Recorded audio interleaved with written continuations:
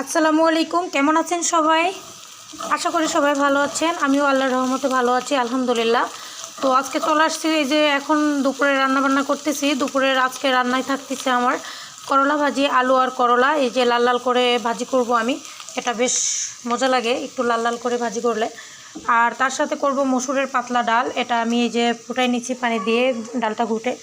আর এখন এই যে তেলে বাগার দিব, এই জন্য আমি সয়াবিন তেলে পেঁয়াজ রসুন দিয়ে যে এটা ভেজে নিচ্ছি। এরপরে একটু কাঁচা জিরে ফোড়ন দিব, দিয়ে বাগার দিয়ে দিব। আর তার সাথে করব একটু মাছ ভুনা। মাছটায় যে লবণ হলুদ মরিচের গুঁড়া দিয়ে আমি মাখায় রাখছি, একটু কড়া করে ভেজে ভুনা করব। এই তো আজকে আমার দুপুরের খাবার দাবার।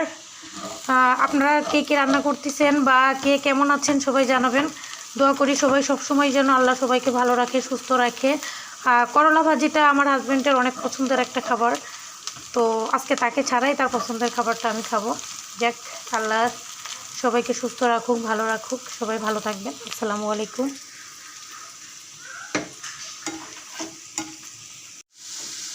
এই তো আমার রান্না শেষের দিকে,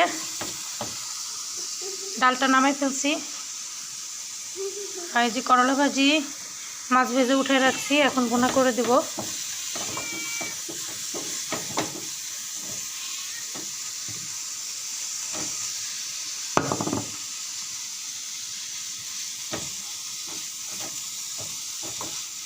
মাছটা একদম শুকনো শুকনো করে ভুনা করবো, ঝোল রাখবো না।